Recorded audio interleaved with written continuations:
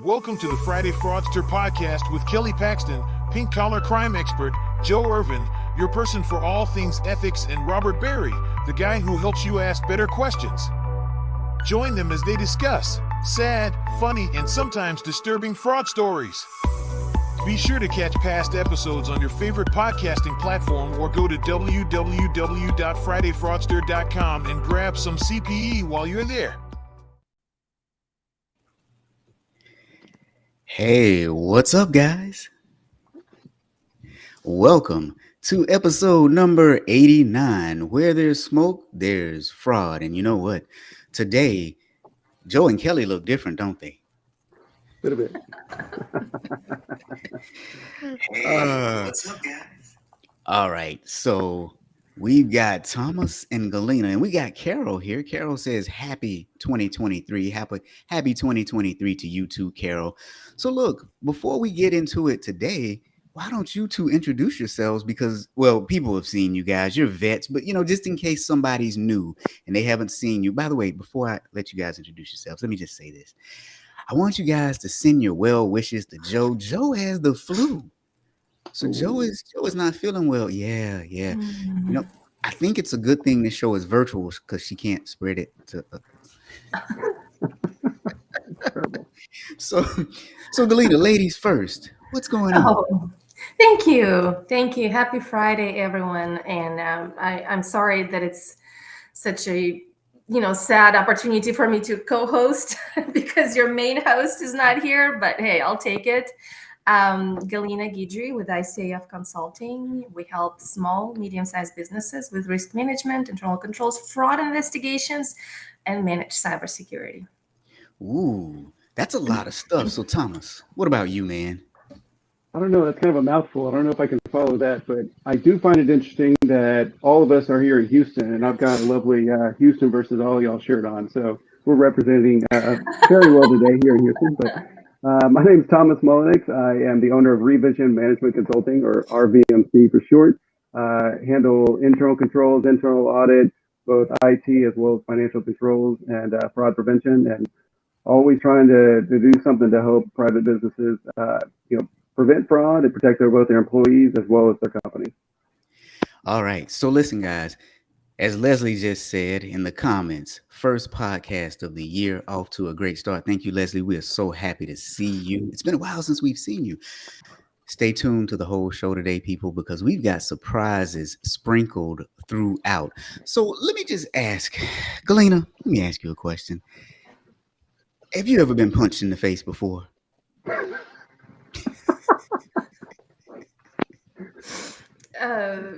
No. No, you haven't? Okay. I mean, my son butt-headed me, okay? My son butt-headed me. So I can't say that I was punched, but it was pretty, I felt it. How did that feel? Oh, not good. Not good. Yeah. It hurt. It did not feel good. Where are you going with this? Thomas, you ever got punched in the face before, man? I can honestly say I have not. I've never gotten punched, never gotten in a fight. So no, I haven't. Now, I might think I might know where you're going with this, but I have been just popped in the nose by mistake, especially when you have young kids. Their arms are flailing around. You might get hit, and all of a sudden your eyes, well up, and it looks like you're about to burst into tears, and it's just a little bump. So I haven't been punched, thankfully. Yet. Yeah, well, I think Hal's been punched in the face a few times. He says it really hurts, and he knows from personal experience. Thomas, did someone from LinkedIn reached out to you? Well, you know what? Here's the thing. So Thomas and Galena, if you guys have never been punched in the face before, it must be because your bob and weave game must be real strong, right? So. Well, I'm a former tennis player, right? So, it's really, I can swing. So it's probably not very smart to try and punch me, but also, I'm a girl. Who wants to do that? No. Mm-mm.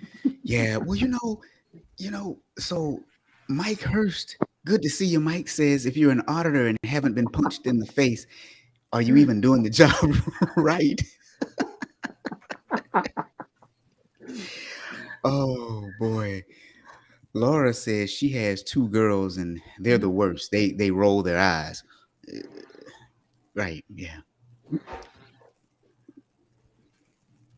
So today, some poor, unfortunate lady that we're going to talk about in the story, the poor thing, she got punched in the face. And all she was trying to do was stop a fraudster. That's it. Right. Could you imagine trying to stop a criminal and getting punched in the face? A good Samaritan, a I mean, hero, a pillar of I the would rather get punched than shot at, stabbed. So there is worse than getting punched in the face, I guess.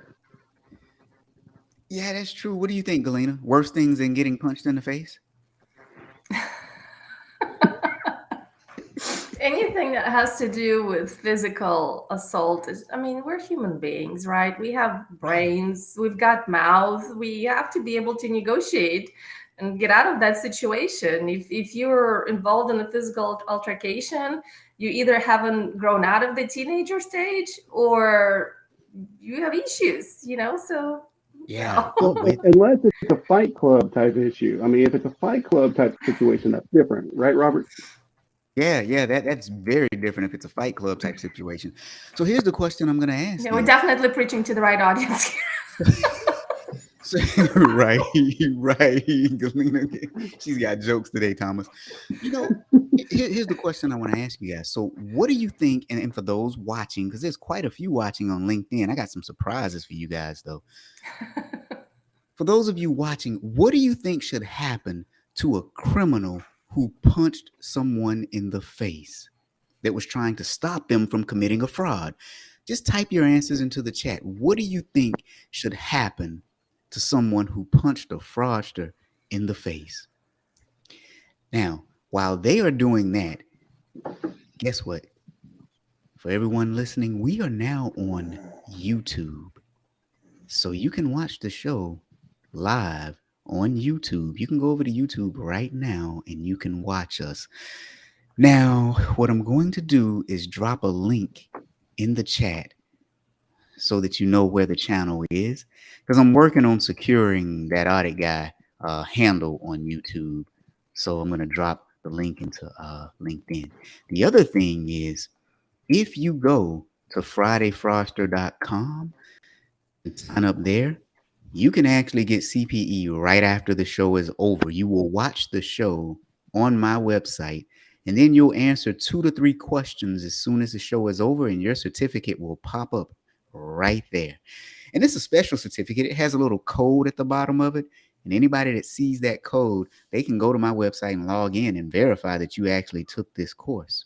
So, a lot of things coming. Sign up for my newsletter. I'll be doling out more information, but we are now on YouTube. So let's go and see what people have said should happen to someone who actually punched someone in the face. Now, Hal says, ask Rob a weird question. It's only fair.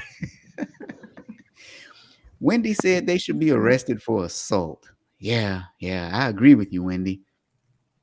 Nick says they assault charges. Clarence is on the same page too. They should go to jail. Charles is here, my man. Hey, Charles, man. Charles says it sounds like battery. Assault and battery? I don't know. Battery. Has not. Oh man, look. Here's what I want you to do. I want you to send me a LinkedIn voice note with how to pronounce your name. I believe people's names are important, and I like being able to pronounce people's names. So I'm not going to try it because I will mess it up. But he says, a fraudster once locked me and my team in his business factory premises. Wait a minute. Here's what I want you to do. Let's hop on the Zoom. I want to talk to you. I want to hear this story. This is okay. If you guys want to hear this story, y'all type a yes into the chat. Type yes, just yes. Because maybe we can get him to come on the show and tell us the story. That is okay. Galena, Thomas, anything like this ever happened to you guys? I had people, when I walked in the office, it was actually like, a restaurant. I had people that just left, that just took off running from the kitchen. So there's no kitchen stuff to cook for the day when there's no auditors. So I had that happen, but not like nothing physical. What about you, No, Thomas? nothing physical. Normally, it's the other way around. You're sitting there, and all of a sudden, they start confessing to things that I hadn't even uncovered yet. So, but otherwise, no, I haven't. I haven't had anybody, threaten me or lock me up or attack me or anything like that yet. Thankfully. I mean, the worst I've had happen is they call me ugly names. True story. When I was a young auditor, I had someone refer to me as, oh, that audit guy in a derogatory way. That is partially the reason the name came about. Fun fact. So No. everybody is saying yes, they want to hear the full story. So link up with me on LinkedIn. Let's just hop on a Zoom, me and you, because I just want to hear the story. But if you're okay with coming on the show, we could possibly do that. But I really would like to hear this story. Okay, so now that I've primed the pump and everybody's like, what in the world is Robert talking about? Punching people in the face and all that other good stuff. Let's get down to the meat and potatoes of today's story.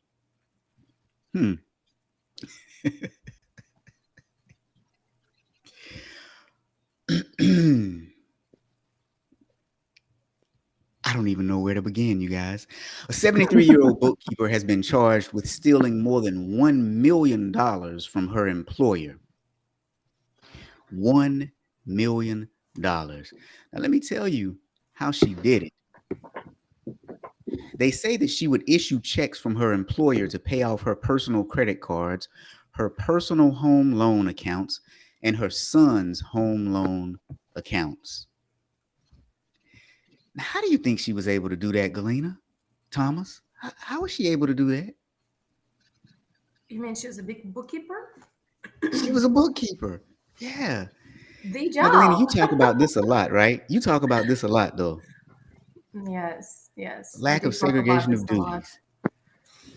It's Well, not so even that. I mean, I feel like it's more of the trust issue, right? In my last LinkedIn post, I gave like the really 10 nuggets, the 10 bullet points of what's happening in a small and medium sized businesses, and it's almost like the owner just, oh my gosh, thank God you're here, you're a bookkeeper. Here's everything you need to do. Here's everything you need to know, right? And I'm gonna go and chase the sales. So there's really no trust. I mean, there's really no verification. There's no what if. It's like, here's my keys to the kingdom. Take it. Yeah.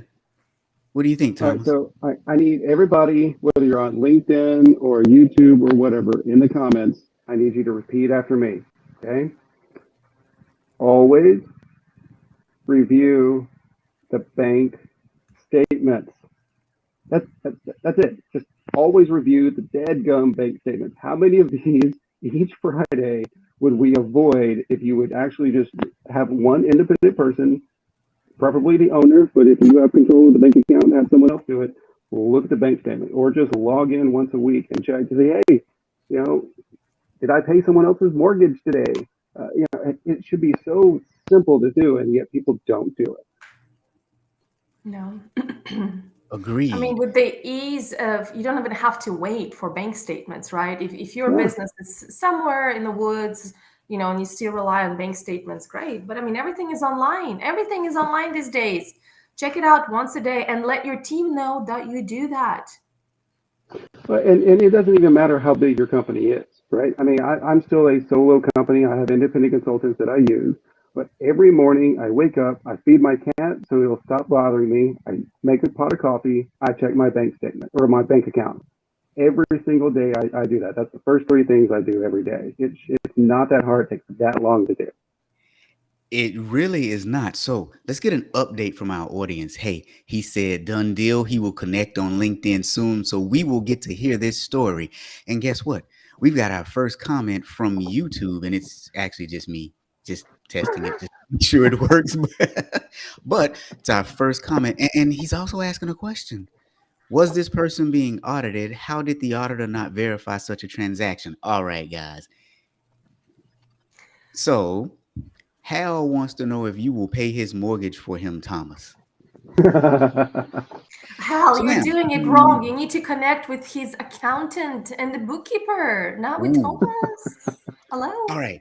So now let's bring this full circle because I started off asking about getting punched in the face and what would happen if someone were trying to prevent a fraudster from committing a fraud and they punched them in the face. Then I asked you guys what should happen to that fraudster, and many of you said that that fraudster should go to jail. Now I've told you about a bookkeeper, a 70-something-year-old bookkeeper who had been stealing from her company. She stole over $1 million. Now you're probably wondering, how does all of that stuff tie together? Well, when she got caught or was about to get caught stealing that money, you notice the title of today's show, Where There's Smoke, There's Fraud? Well, she tried to set the evidence on fire in the office and she punched herself in the face to give herself an injury to say that someone had robbed her. So did you not get my Fight Club reference? I got your Fight Club reference. Okay. So, yeah. Here I'm rolling my eyes at boys' references. Okay. Okay. But wait. There's more. But first, what I want to do is hear from you, Galena and Thomas, what you think about this. And then we'll reveal some other things that happen within this fraud case, too. I think this is wild. I mean, I've never heard of anyone physically injuring themselves in order to cover up a potential crime. I mean, injuring yourself and then, and setting the fire. There's no way she was thinking this through, right? I mean, this was a panic situation. Oh, what am I going to do? It's dumbfounding to me. And I actually found online someone commented that supposedly knows the family, and they started talking about how great the family is, and how they help support all these different people, and they're good people, and there should be a reason behind it. Like, come on,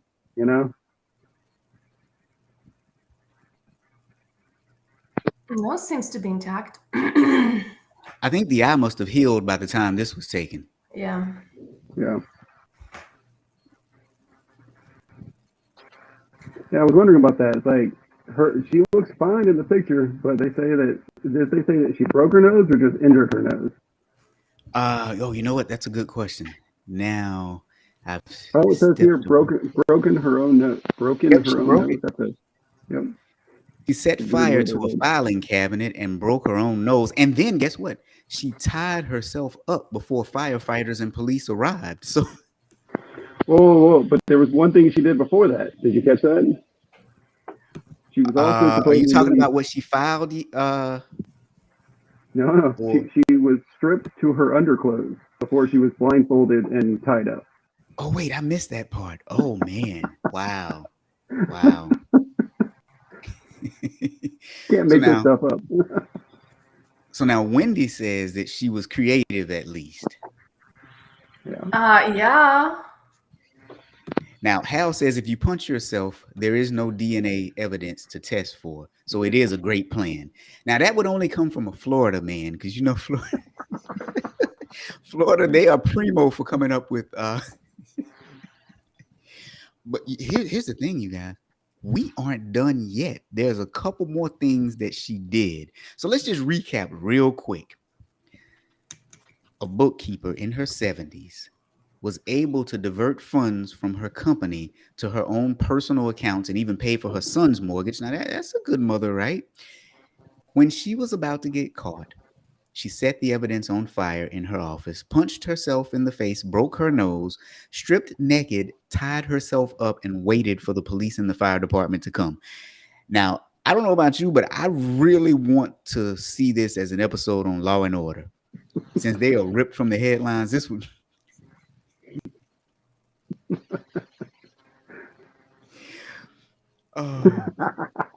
Hal wants to know, did she go to Disney with the broken nose? My man Clarence, hey man, Happy New Year. Clarence says, depending on who it is, many people believe the person, that's why she did it. Yeah.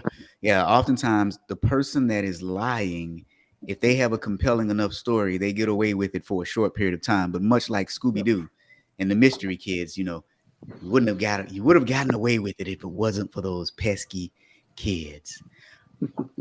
So now let me take a pause for just one moment and say to everyone, I need you guys to help me out. I need everyone to help me out. As auditors, we have a lot of tough conversations that we need to have. Some of us have podcasts, like my man Trent has one, the Audit Podcast, one of the best out there. I have a podcast, Audit Bites. You need to tune into it Wednesday. Wednesday is going to be a killer episode. Every other week, you're going to get a new episode live of Audit Bites. You're also going to get every other Monday articles from me. But I want you to join a community just for auditors where we can post questions, post polling questions, post articles. We can even go live just like we're doing Zoom inside this community. So I want everybody to go over to community.thatauditguy.com. Community.thatauditguy.com.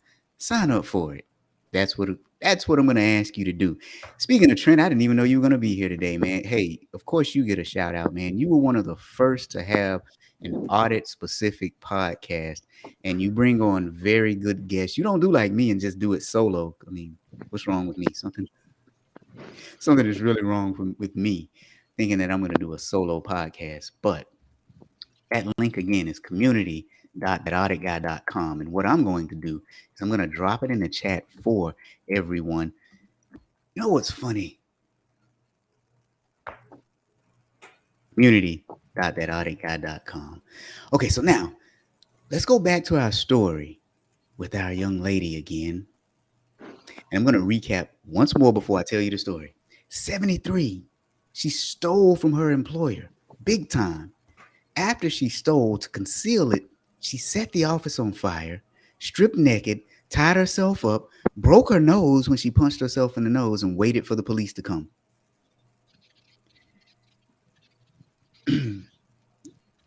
So this last thing I'm going to say that she did is like the icing on the proverbial cake. She also filed for unemployment benefits for her injuries on the job. I wonder if that was planned or if it was just afterwards. She's like, "Oh, I can't work," and they came up with the idea to file for unemployment. Actually, it was workers' comp injury benefits. Yeah, I'm sorry, workers' comp. I'm so sorry. So after she was released from the hospital, she filed for workers' comp injury. Yeah, that made no sense what I said. Thank you, Galena. We need somebody to keep me straight, and that's usually Joe and Kelly's job.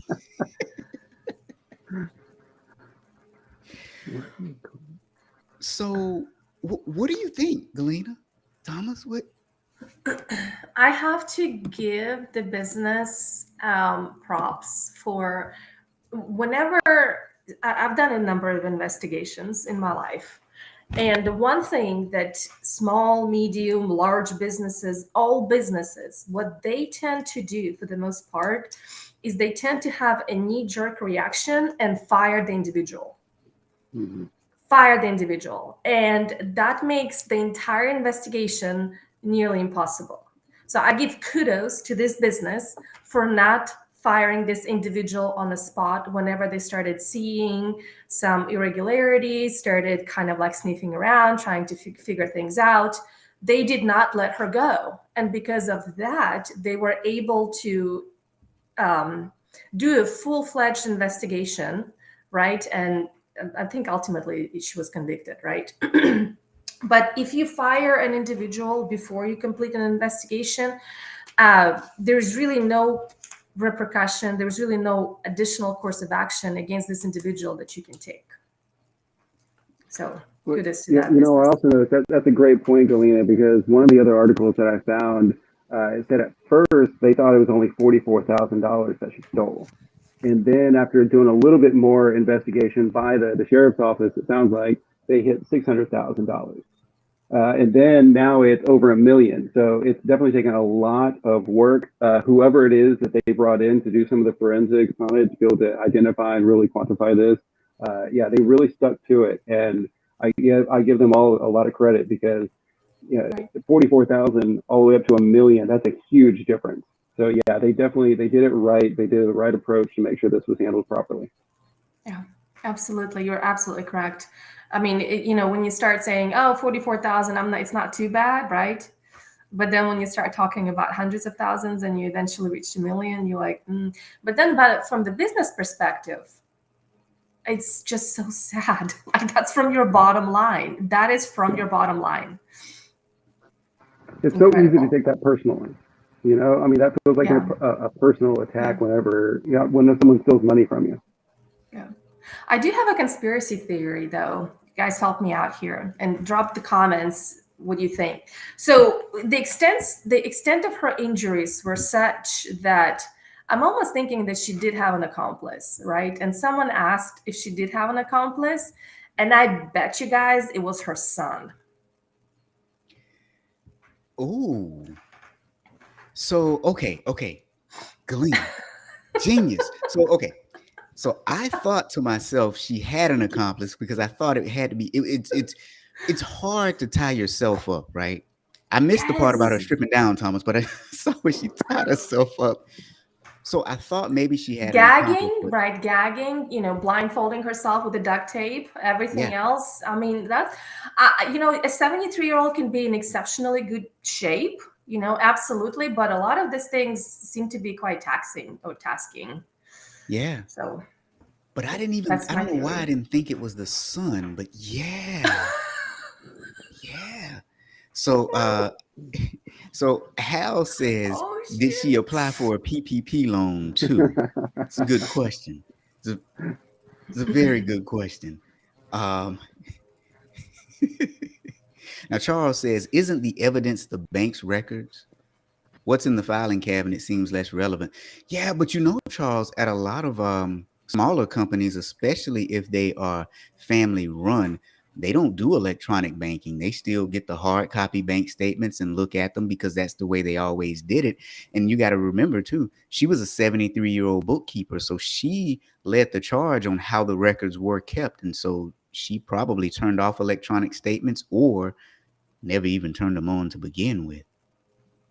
And she Right. probably kept the books and records on paper instead of using QuickBooks or something like that, too. Quick what? Oh boy. No, right. Now Hal says that Trent asked him to do a podcast and then he punched himself in the face too. So yeah. Man. Now today's story was real crazy though, don't you think? It kind of came out of the movies in a way, or at least a really bad TV episode, didn't it? Yeah. Now I think in the beginning, Galena, both you and Thomas started listing some lessons learned. Because I think Thomas, you said check the doggone bank statements. Okay, so let's wrap this one up in a nice little bow. What are some lessons learned for business owners and auditors thinking about this case? I mean, just, what Thomas said. Look at your bank statements. Look at online right now. Everything is online. Look at your online bank statements once a month. Okay, I'll give you once every 6 months. Call the bank and ask for all bank statements. Don't say, like, I need a bank statement for this account, for this account, for this account. Very simple. The phrase is, I need all bank statements. And you know why we want to be as general as possible? Because you might find out that the bookkeeper opened another bank account in your company's name. So that's why you ask for all bank accounts, right? For all bank account statements. So do it once every 6 months, or okay, do it annually if you're that lazy, but at least do it. Please call your bank and see what is happening, what is out there, what is in your name. Yeah, I appreciate what you're saying there, but let's be real. Don't wait 6 months. Don't wait a year. Do it at minimum a month. I mean, it takes it. I didn't include what all I do in the first in the morning whenever I wake up. Let's put it that way. And it takes that long to be able to search and to be able to check your bank account. Do that, while you're sipping a cup of coffee or whatever you're doing first thing in the morning. It doesn't take that long. And yes, definitely contact the bank.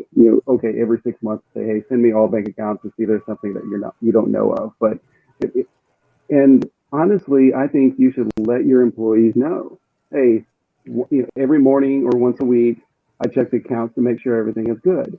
And what that does is protect your employees. You're protecting them from the temptation of stealing this money.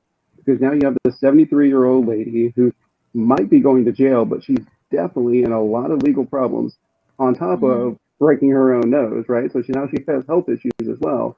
And if he would have said, or the owner would have said, man or woman, hey, I'm going to be checking these accounts once a week just to make sure nobody outside the organization is messing with them, that would have stopped her Yeah. from the temptation of doing that. Yeah. Don't look at it as you're trying to catch someone doing, not doing their job. Yeah. You're Right. trying to protect them from that temptation. Well, yeah. I Make mean, sure you're you trying. do know. I have another point. Make sure you do know how to do the bookkeeper's job. Make sure you Mhm. are familiar, and until you grow to multi-million dollar conglomerate, you need, as a business owner, you need to be able to do everyone's job. Before you scale up, you need to know how to do everyone's job, at least when it comes to money. Absolutely. You need to know what bookkeeper is reconciling every month, how you Mm-hmm. close your books, what is happening every quarter. You need to see where the tax statements are. You need to see all the taxes that have been paid. You need to sign off on all of that. Yes, as a business owner, you absolutely need to take control of the money. Hassan made a fabulous point. Routinely shuffle jobs or make people go on compulsory leave. Absolutely, yes. Did this bookkeeper go on a 2-week vacation? Was there a mandatory 2-week vacation? I guarantee you, something tells me that she probably did not take more than 3 days off at a time. Yeah, absolutely. Yeah. So Hassan makes some very good points, as Galina just said. One, trust but verify. Two, external evidence is always more reliable than internal evidence, and always routinely shuffle the jobs. Now, Hal had the most pertinent piece of advice there. There it is. I'm sorry. For those listening on the podcast, this is a joke. Well, it's good advice, but not the most pertinent. Sorry, Hal. Have a fireproof filing cabinet and have cameras so that you can watch your employees punching themselves. Um, Now, I like this advice though to a certain extent because you do want to have fireproof stuff and you also do want to have cameras, but Hal, we love Hal's answer. You know what? Then you could also put the videos of your employees punching themselves on YouTube, monetize that, and make Yeah, some money off of it. There you go. I mean, I would Oh come love my to full see the God, circle. video of her punching brilliant! herself. Brilliant. We come full circle here. And Clarence says check but verify everything.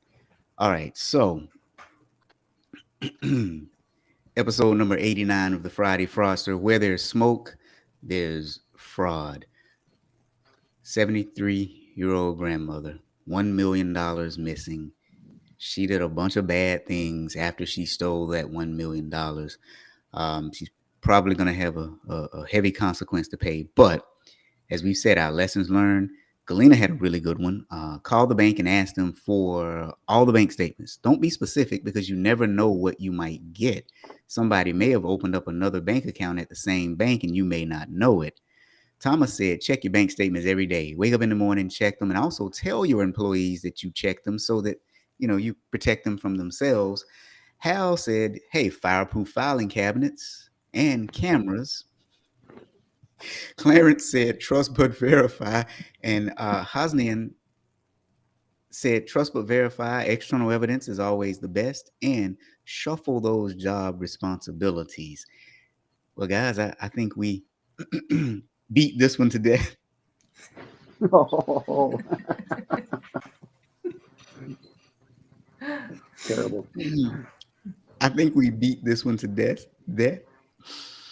Go to community.thatauditguy.com and join the community. I already see that Clarence has joined already. Yeah, I'm multitasking, you guys. I'm doing a bunch of different things today. Clarence and Nick have already joined. So the bigger we can get this thing, the more communications we can have with one another so that we can have our own support group. That is what I'm striving for here. So us to have our own support group of exchanging information and supporting one another. So Thomas, Galena, any last words before we sign off? No, enjoy closing your books for the year. I mean, I know for many people this is probably going to be one of the busiest times of the year, having closed the book. So enjoy it. I hope the process is going to be seamless. If you have any questions, books don't look good, there's some irregularities, give us a call. Thomas, me, we'll figure stuff out. Maybe Robert too, but he's too busy. Don't go ahead. Yeah. And happy Friday, everyone. Thomas, last words, sir. Sure, last word. So if you have a business and you're not checking your bank account, obviously we said do that. I think we've beaten that up enough, right? But I also today posted over on LinkedIn my internal controls guidebook that I created a while back. I've got it on my website. I've got it other places, but I even posted the entire 27-page PDF in a post on LinkedIn. Go to my website or go to my profile, hit that post, download it.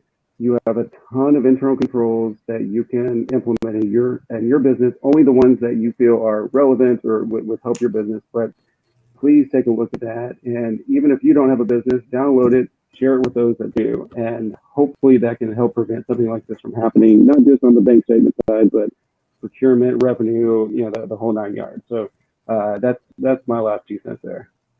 And for me, if you have a large audit shop and you need someone to come in and train them, well, you know who's one of the best trainers out there. Let's just be real.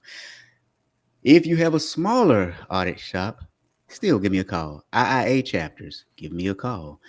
One-on-one training via on-demand courses. Look for my website. We're posting more and more each day. In the next few months, we plan to grow to about 50 or so, maybe even more. Just depends. So for all your training needs for auditors, I'm your guy. For a good book on auditing, how to ask questions while auditing, there it is right there down below. Ask better questions, get better answers, perform better audits. And with that said, see you all next week.